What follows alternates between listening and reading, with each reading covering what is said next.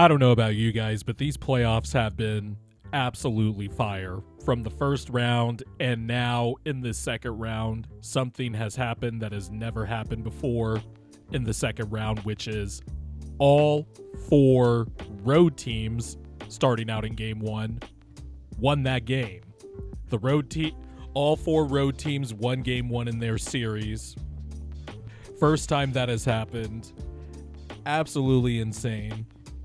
I want to start with Warriors Timberwolves, but we got to start with Cavs Pacers because, and I guess, Steph Curry will kind of be brought into this too, but injuries are starting to take a toll in these playoffs. And man, if Darius Garland has missed 2 games with this toe injury, and, Jared Greenberg reported that, Garland was having a tough time cutting and stuff like that for a shifty guard.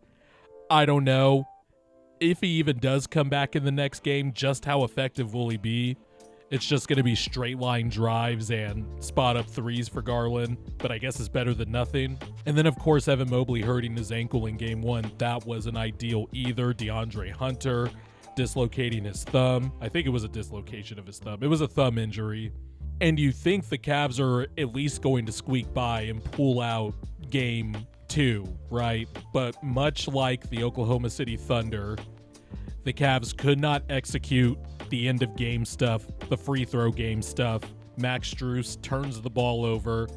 Tyrese Halliburton gets fouled, makes 1 of 2 on the second free throw. He misses, gets his own offensive rebound, and from the moment he grabbed that offensive rebound, I just felt he was going to go for the win the entire time. Just the way he was dribbling, setting up his footwork for his step back, and he dotted the shot right in Ty Jerome's eye. And now the Pacers are going to Indiana, up 2-0.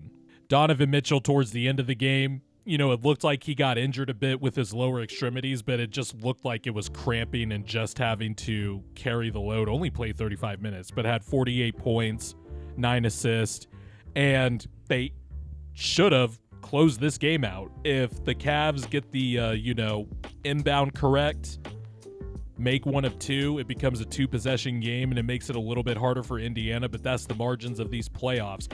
And by the way, much like the Oklahoma City Thunder last night, I don't know what it is, but just inbound plays, end of, game stuff, it just seems to be a lost start in these playoffs. And inbound passing especially has become a lost start.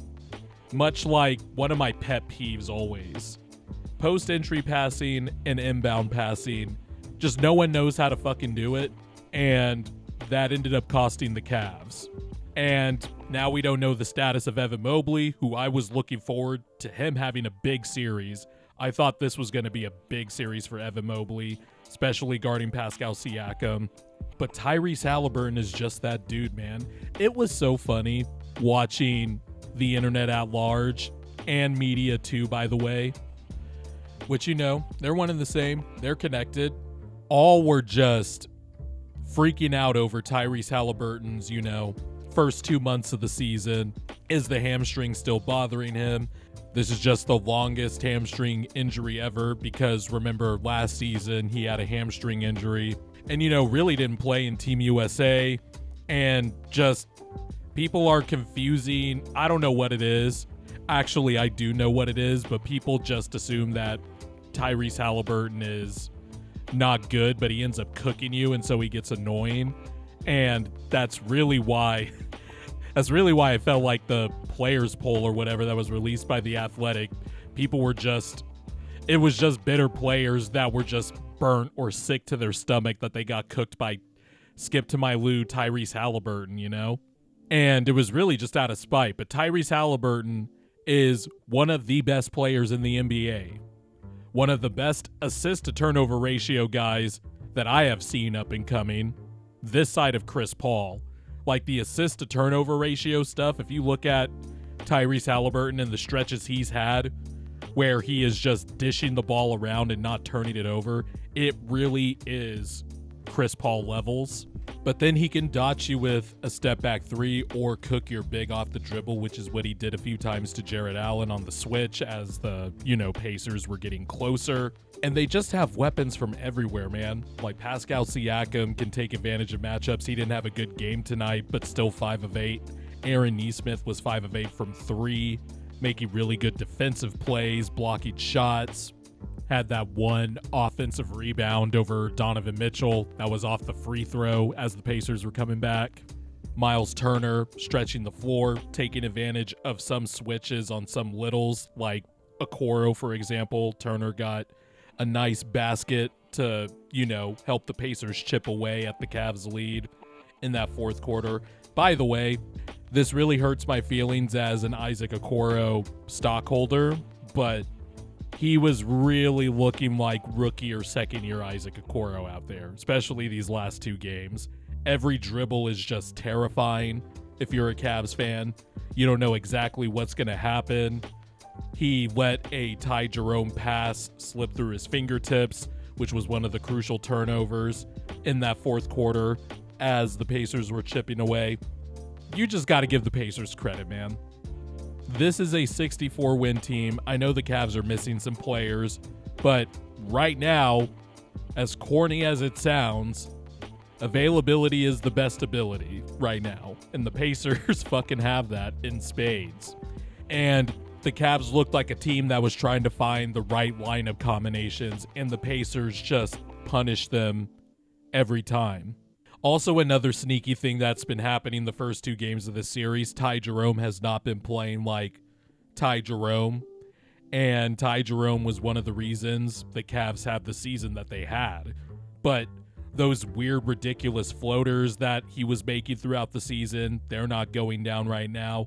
Those shots that he was hitting against Miami, the off-foot, one-legged floaters, the pull-up threes with confidence early in the shot clock, all that shit is stopping right now. And without Garland, you kind of need somebody else aside from Donovan Mitchell. And despite that, because the Pacers were trapping some, they were mixing up their coverages on Mitchell, and Donnie was just getting to the rim at will, drawing fouls, had 21 fucking free throws, and it didn't feel like it was on some grifting shit. He was actually just going really hard in the paint, literally. Max Strus is a gamer. He was playing really well until he had that turnover. Jared Allen, 22 and 12. But sometimes games are really lost on the margins, and the Cavs just failed to close it out. Now they are in serious danger. Do I think this series is over? I do not. But where it becomes an uphill battle for the Cavs is 1, the injuries. 2, this isn't last season's Pacers defense. And that was kind of the under-the-radar thing with them all season. I actually felt like every aspect of the Pacers season was underrated.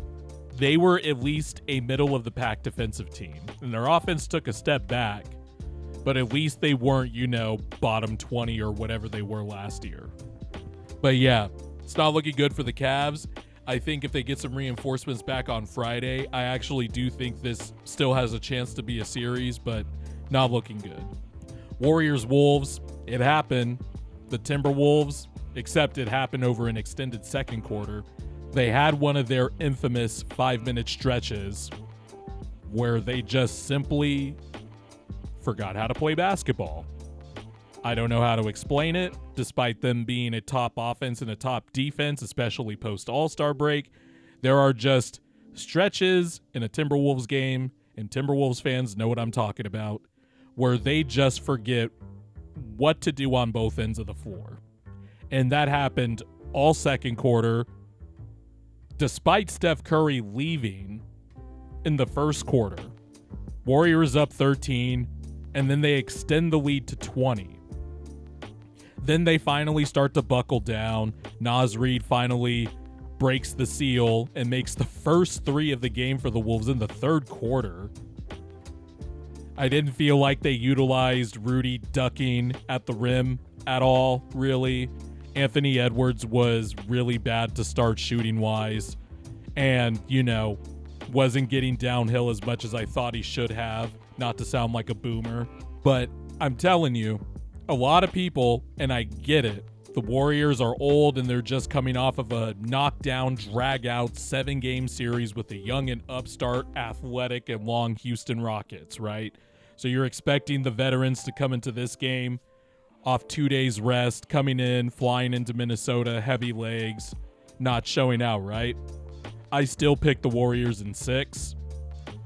I'm not as confident now that Steph's hurt, and honestly, I am kind of, terrified for the Warriors' prospects because hamstring injuries ain't nothing to fuck with, man. But anyway, they come in, and the Timberwolves realized, oh shit, we don't have Luka Doncic or Austin Reeves or Jackson Hayes in the 4 minutes that he would play to attack. Or even 40-year-old LeBron James, as much as he had a really good defensive season. The Warriors were the best defense, or had the best defensive rating since the Jimmy Butler trade, which is about 34, 35-ish games or so. And while they, like the Lakers, do have older players or an older star player, the Warriors have 35-year-old Draymond, 37-year-old Steph, 36-year-old Jimmy Butler. The rest of the Warriors role players are athletic, they're smart, and Draymond and Jimmy are 2 of the smartest defensive players that you will ever see in the NBA. And this isn't the Lakers, and you can't just target Luka Doncic. Julius Randle might have a tough series in this one. That doesn't mean you tone down your defense that you have been playing since you came back from that injury, but on offense, Draymond Green, Kevon Looney, Jimmy Butler, now Jonathan Kuminga, who figures to be in the mix. There are some better defenders out there that you're going to have to try to attack and take advantage of. You don't have Luka, who is just going to let you go by him, and your defense is already in rotation. And when they are in rotation, in the event that they are in rotation, the Warriors are very smart. Even Buddy Hield is rotating and getting, deflections. He had a nice rotation on an Anthony Edwards drive where he almost picked off the pass to the corner. This was late in the fourth quarter, but it bounced off Buddy's hands out of bounds. To me, it felt like the Timberwolves were trying to adjust to playing to a more intelligent and better defense with better defenders, and their offense just stunk, and the Warriors did enough just to get by. That was a 1990s-ass score. And now that Steph's gone, Jimmy Butler's going to have to figure out how to get his shot off, how to up his efficiency, because, man, throughout his career, I feel like Jimmy Butler has changed his jump shot like 5,000 times. He did it 4 times alone in Philly. I'm exaggerating, but he did change his jumper a bit. But, remember in Chicago, he would get good lift on it, he would elevate and all that stuff, and I just felt like it's been changing, and now it's this flat line drive. It changed a bit in Miami, too. It would fluctuate.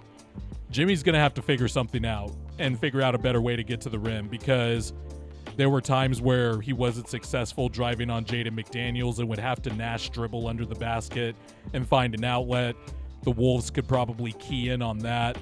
Draymond went off in this game hitting 4 of his first 5 threes. Went 4 for 10. He missed the rest of his threes the rest of the game, but 18 points, 8 rebounds, 6 assists, 2 steals. That is a quintessential Draymond game.